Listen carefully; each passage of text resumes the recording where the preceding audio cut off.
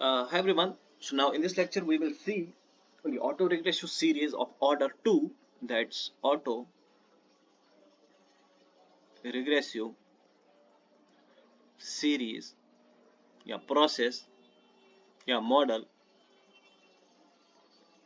of order 2, right?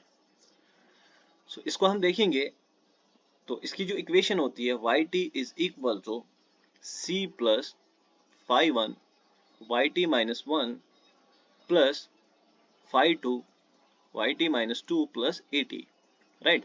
And you know this et is nothing but this is an error which is IID normal 0 comma sigma e square, right? So if c is equal to 0, as you know expected value of yt is equal to 0 from the uh, previous concept, right?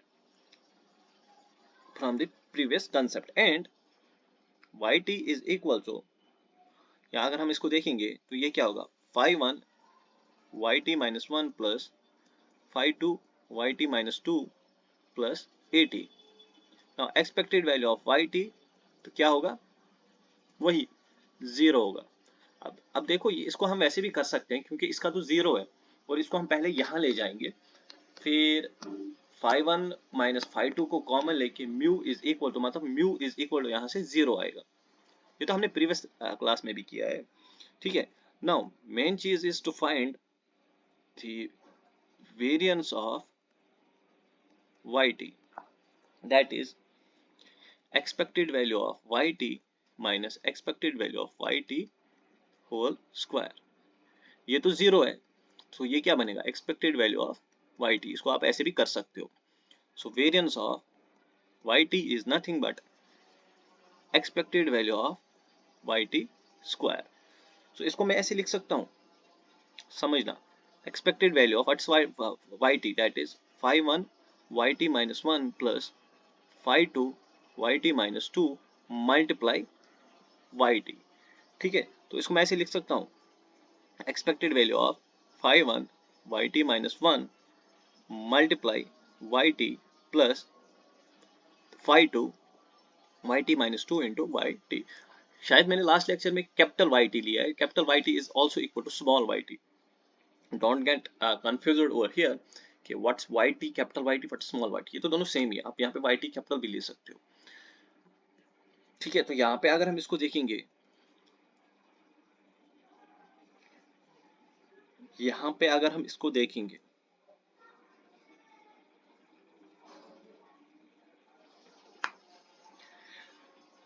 एक और चीज था ना, यहाँ पे et भी तो था यहाँ पे,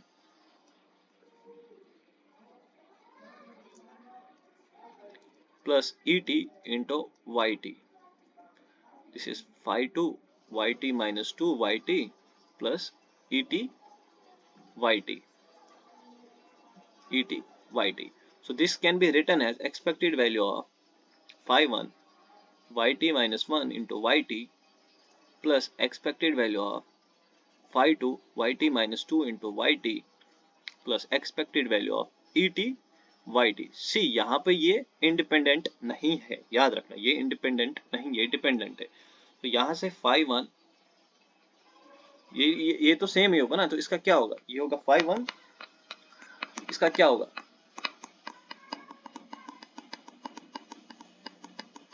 phi 1 v1 प्लस, क्योंकि मैंने आपको लास्ट लेक्चर में कहा ना yt minus 1 into yt क्या होगा, v1 मतलब गामा 1, ये तो गामा 1 होगा ना, प्लस phi 2 गामा 2 प्लस, अब इसको देखेंगे हम, expected value of et into phi 1 yt minus 1 plus phi 2 yt minus 2 plus et।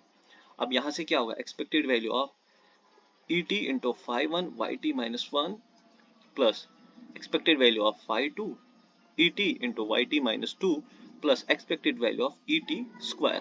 देखो ये दोनों इंडिपेंडेंट है, जीरो, ये भी जीरो, ये क्या होगा सिग्मा ई स्क्वायर, क्योंकि इसका वेरिएंस तो सिग्मा ई स्क्वायर है, ठीक है। और यहाँ से ये क्या होगा, ये होगा variance of yt। Variance of yt क्या होगा, yt है ना, तो gamma not gamma not gamma not. तो यहाँ से जो गामा नॉट की वैल्यू आई वो आई phi1 v1 plus phi2 v2 plus sigma E square. इसको आपको याद रखना है, इसको आपको याद रखना है, ठीक है। Please remember this is my equation number 1।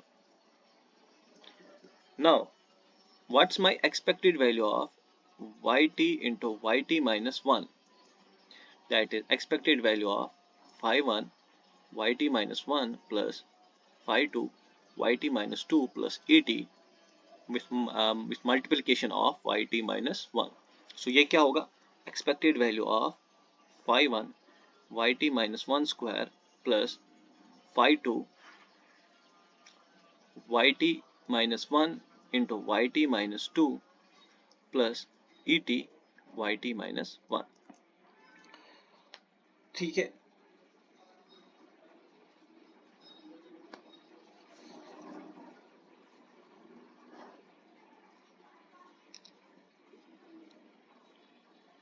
यहां से ये तो जीरो होगा अगर हम इसका एक्सपेक्टेशन ले लेंगे, तो यहां से क्या आएगा phi1 v not plus phi2 v1 मतलब गामा नॉट और गामा 1, तो गामा 1 है ना, ये भी क्या है gamma 1। This is my equation number 2, this is my equation number 2। Now expected value of yt minus 2 क्या होगा, expected value of phi1 yt minus 1 plus phi2 yt minus 2 plus et multiply क्या करना है इसको yt माइनस 2 के साथ। So this expected value of phi1 yt minus 1 yt minus 2 plus phi2 yt minus 2 yt minus 2 plus et yt minus 2, ये तो zero ही हो गया, तो ये क्या होगा phi1 ये गामा 2 होगा, गामा 2 होगा, ये phi1 gamma 1 plus phi2 gamma not, phi2 gamma not. So this is my equation number 3। Gamma 2 ही तक हमें जाना है क्योंकि यहाँ 2 की बात कर रहे हैं हम। So what's my equation number 1, what's my equation number 1, that is v naught या gamma naught is equal to phi1 v1 plus phi2 v2 plus sigma e square. What's my gamma 1? phi1 v0 plus phi2 v1. And what's my gamma 2? That is phi1 v1 plus phi2 v0. यही था मेरे पास। From second v1 minus phi2 v1 is equal to phi1 v0. तो यहाँ से क्या होगा v1 1 minus phi2 is equal to phi v0. So v1 की value यहाँ से क्या आई phi v0 upon 1 minus phi 2.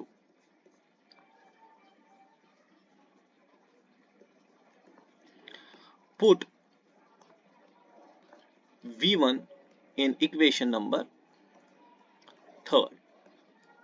So that is v2 as gamma 2 is equal to phi 1 v1 की जगह phi v0 1 minus phi 2। एक minute, phi 1 है यहाँ पे, ठीक है, plus phi 2 v0, phi 2 v0। तो यहाँ से v2 की वैल्यू कितनी आएगी phi 1 square v0 divide by 1 minus phi 2 plus phi 2 v2 is equal to gamma 2 is equal to v0 phi 1 square 1 minus phi 2 plus phi 2, ठीक है। तो मतलब equation number 5। Now put v1 and v2 in equation first। तो equation first हमारे पास क्या बनेगी v0 is equal to, जब आप इसमें ये पुट करोगे phi 1 v1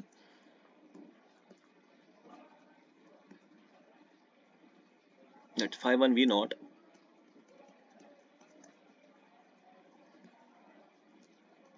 (1 minus phi 2) plus phi 2 v2. What's v2? v2 is v naught phi 1 square 1 minus phi 2 plus phi 2 और साथ में sigma e square.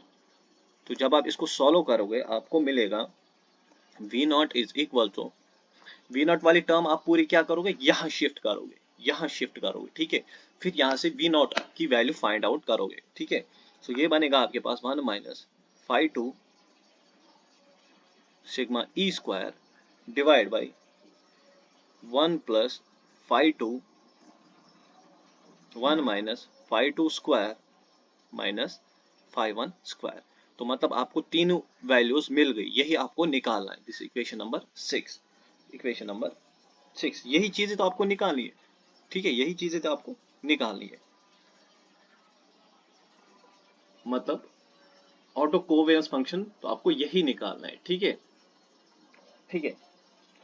So now अगर हम इस इक्वेशन की बात करेंगे कि हमारे पास yt is equal to phi 1 yt minus 1 plus phi 2 yt minus 2 plus et था, तो मल्टीप्लाई वही काम करेंगे हम, expected value of yt plus k। तो ये क्या होगा, expected value of phi 1 yt minus 1 yt plus k plus expected value of phi 2 yt minus 2 yt plus k plus expected value of et yt plus k। ये तो zero ही हो गया, और ये phi 1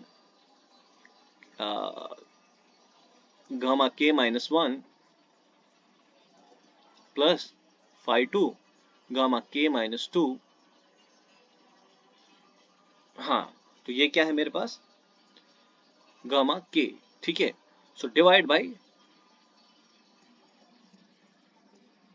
so this is v gamma k upon gamma naught, that is equal to phi 1 gamma k minus 1 divided by gamma naught plus phi 2 gamma k minus 2 divided by gamma naught। तो ये बनेगा rho k is equal to phi 1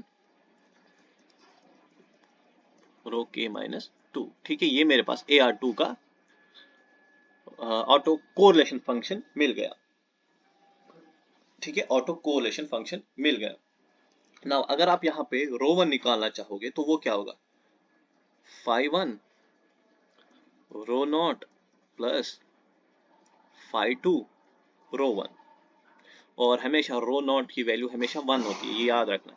अगर रो 2 चाहिए तो क्या होगा, phi 1 rho 1 plus phi 2 rho not, तो 2 है ना, रो नॉट, ठीक है।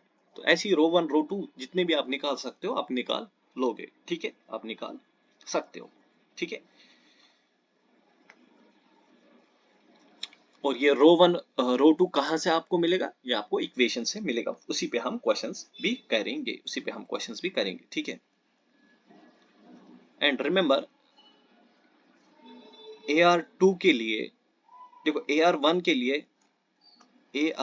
के लिए जो स्टेशनरी कंडीशन है ना, वो यही कहता है कि मॉड ऑफ phi 2 क्या होना चाहिए, लेस देन 1 होगा। बट यहाँ पे क्या होना चाहिए, यहाँ पे स्टेशनरी के लिए to prove that AR2 is stationary, यहाँ पे रूट्स होने चाहिए वो आउटसाइड यूनिट सर्कल। मतलब यूनिट सर्कल का मतलब है हमारे पास ये सर्कल है विथ रेडियस 1, अगर एक रूट यहाँ पे आया तो we can say that is stationery.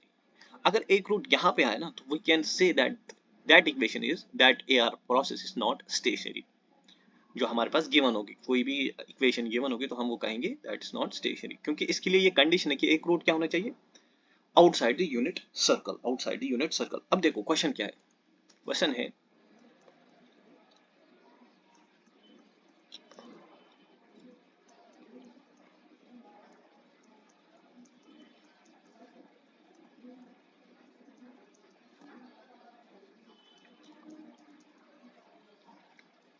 Plus 80 obtain rho k for k is equal to 1 2 3, ठीक है। तो मतलब हमें रो के निकालना है, तो कैसे करेंगे हम, हमने अभी इक्वेशन देखी कौन सी इक्वेशन कि रो के is equal to five one rho K minus one plus five two rho K minus to. यही तो था ना अभी जो निकाला था, ये के माइनस टू। तो यहाँ पे आप देखो फाइव वन की वैल्यू कितनी है 0.80 और फाइव टू की वैल्यू कितनी है -0.60। ठीक है, क्योंकि इक्वेशन ही ऐसी होती है ना, Y T is equal to five one Y T minus one plus five two Y T minus two plus A T. ये तो आपको पता है, ये ए आर टू है। ठीक है, ये ए आर टू है। ए आर टू के लिए रो के इज इक्वल टू दिस। सो अगर हम रो वन चाहिए तो क्या होगा, फाइव वन कितना है 0.80 rho zero plus five two rho one. So यहां से क्या होगा सी। अब फाइव टू कितना है हमारे पास, फाइव टू तो -0.6 ना, तो हम क्या करेंगे रो वन माइनस, ये तो माइनस था ना, ये तो प्लस बन जाएगा 0.60 rho one that's equal to 0.80 rho zero कितना होता है 1 होता है। तो यहां से क्या होगा 1.60 rho one is equal to 0.80। So rho one is equal to 0.80 divide by 1.6। तो मतलब रो वन की वैल्यू कितनी आई, rho one is equal to 80 divide by 100 into 16 into 100। यही है क्या, नहीं 0.80 है ना, ये होगा 8 divide by 100 into 6, 8 divide by 10 into 8 divide by 10 into 16 into 100। So 10 10,000, this is 80 divide by 16। क्या यही आ रहा है क्या, इतना तो नहीं आना चाहिए क्योंकि डिनोमिनेटर तो बड़ा है ना, शायद कहीं पे दिस इज 16 डिवाइड बाई, एक मिनट फिर से देखते हैं।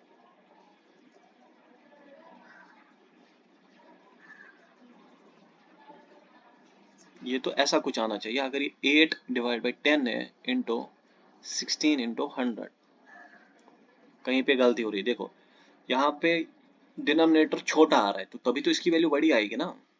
तो अगर आप कैलकुलेटर से इसको डिवाइड करोगे ये आएगा 0.05 समथिंग, चेक कर सकते हो आप।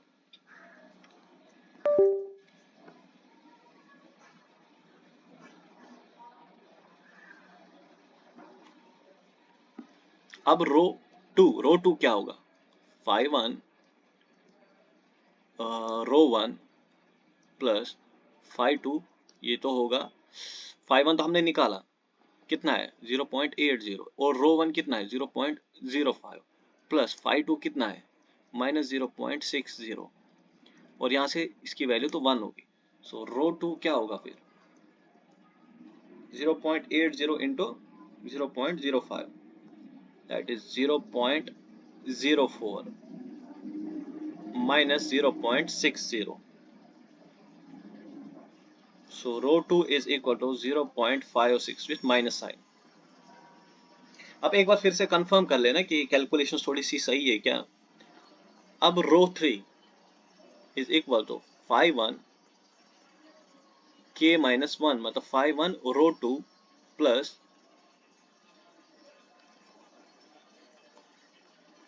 5 1 rho 2 plus 5 2 rho 1। So this is 0.8 into minus 0.56 plus 5 2 0.60 minus के साथ इंटू रो वन कितना आया था 0.05। So rho 3 is equal to 0.80 into 0.56 that is minus 0.448 minus 0.60 into 0.05 that 0.03। So rho 3 is equal to 0.448 plus 0.03 मतलब minus 0.478। सो मतलब हमारे पास रो 1 rho 2 रो 3 की values आ गई है। ठीक है,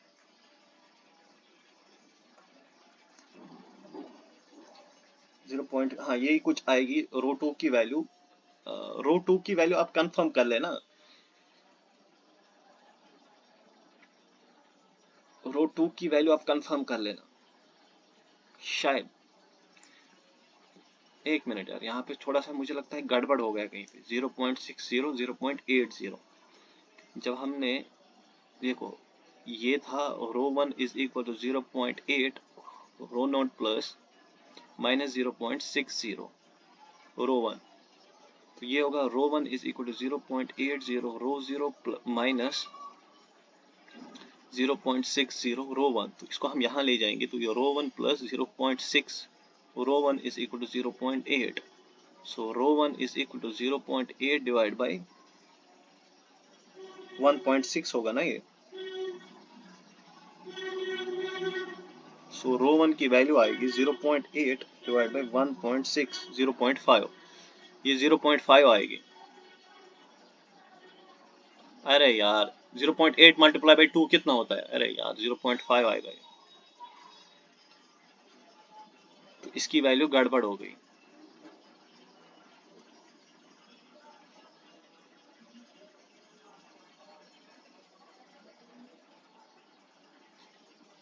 ये आएगा 0.4, मतलब आप ऐसे लिख सकते हो 5 कितना है 0.8 इंटू 0.2 दैट इज 0.4 माइनस 0.60,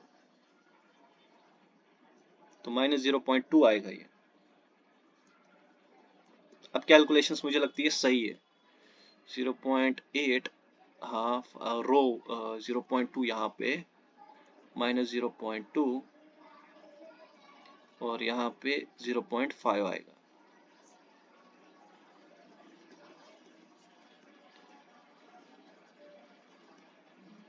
तो इसकी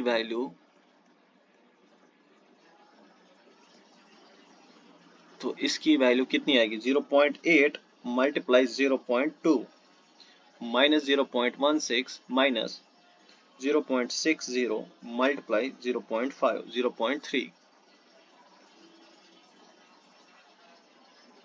तो ये आएगा माइनस 0.46। ठीक है, तो मिल गई हमारे पास रो के की वैल्यू, और rho 0 is equal to 1 when k is equal to 0 and when k is equal to 1 rho 1 की वैल्यू कितनी आई 0.5 when k is equal to 2, और रो 2 की वैल्यू कितनी आई minus 0.2 when k is equal to 3, rho k की value कितनी आई माइनस 0.46। ठीक है, ये था हमारे पास क्वेश्चन, ये था हमारा।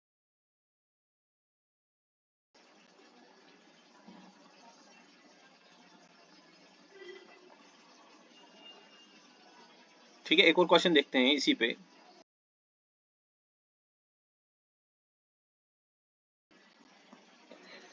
इस पे मैं क्वेश्चन अगर आपको कर रहा हूं AR2 पे, AR2 पे, एक मिनट,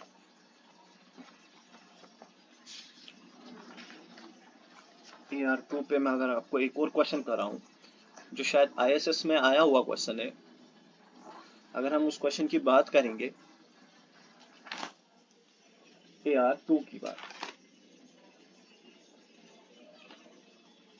हाँ क्वेश्चन है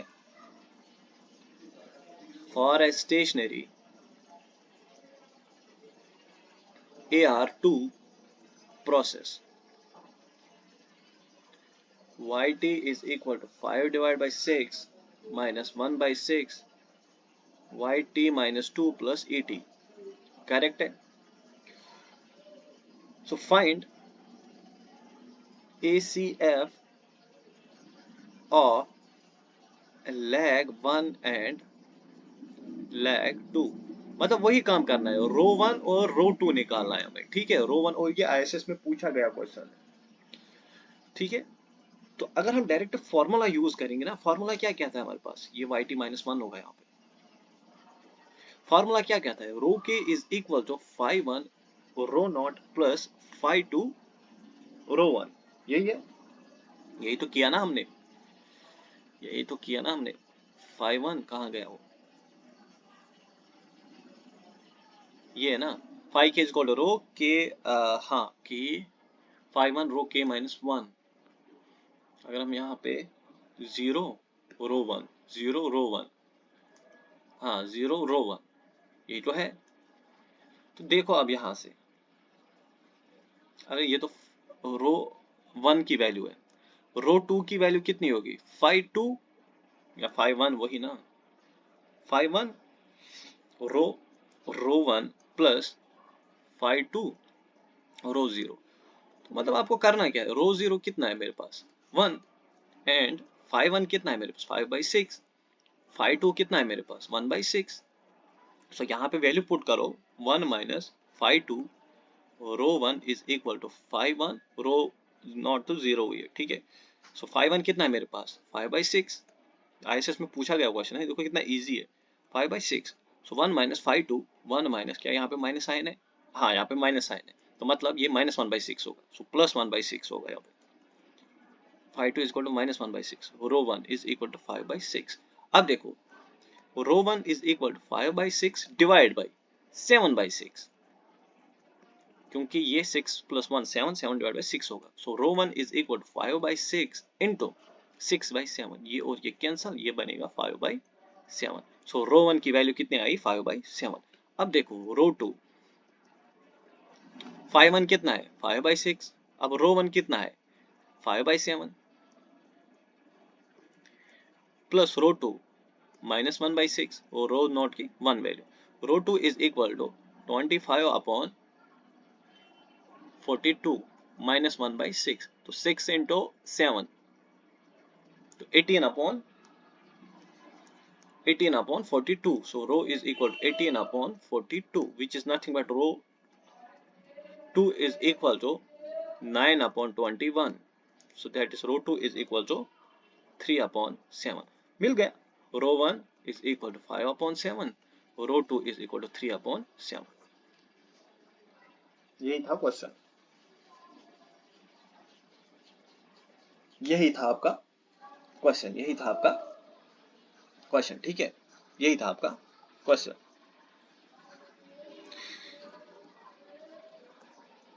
और एक बात, और एक बात, अगर हमें यहाँ पे पूछा गया PACF, partial auto correlation function, वो कैसे निकालते हैं वो हम नेक्स्ट लेक्चर में देखेंगे बाय यूल वॉकर इक्वेशन से।